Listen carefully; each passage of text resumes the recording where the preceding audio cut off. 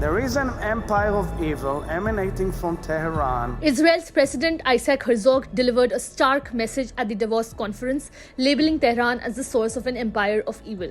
Herzog stressed the necessity of a robust coalition to confront this threat.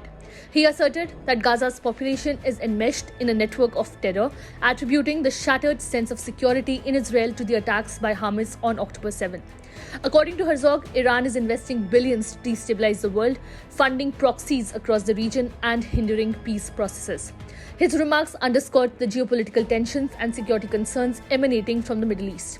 Herzog began by telling Davos delegates that Israel's world had been shattered on October 7 by the Hamas attacks.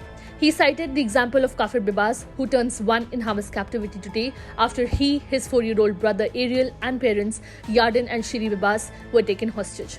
Herzog emphasized at the Davos conference that those supporting Hamas were endorsing brutal terrorism. He further discussed the infrastructure Israel alleges to have discovered in various locations, including shops, living rooms, bedrooms, and schools in Gaza. Expressing concern for the suffering of their neighbors, Herzog highlighted the entrenched network of terror, affirming Israel's determination to eliminate it.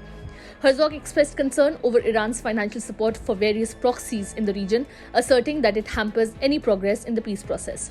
The escalation of Iran-backed Houthi attacks in the Red Sea post the Israel-Hamas conflict has created challenges for commercial vessels navigating through that route.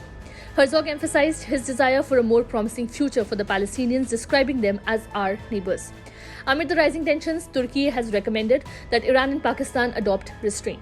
Turkey's Foreign Minister Hakan Fidan said he spoke with his counterparts from both nations and urged them to restore peace and not escalate the situation further. The Taliban Foreign Ministry also asked both Iran and Pakistan to resolve disputed issues through diplomacy and dialogue. India has reiterated its position of non-commentary on the Pakistan-Iran issue, maintaining that it will not provide remarks on the matter. Earlier, India had expressed an understanding of countries taking actions in self-defense. Pakistan's responsive strikes followed Iran's missile and drone attacks on 2 bases belonging to the militant group Jaish al-Adl on Tuesday.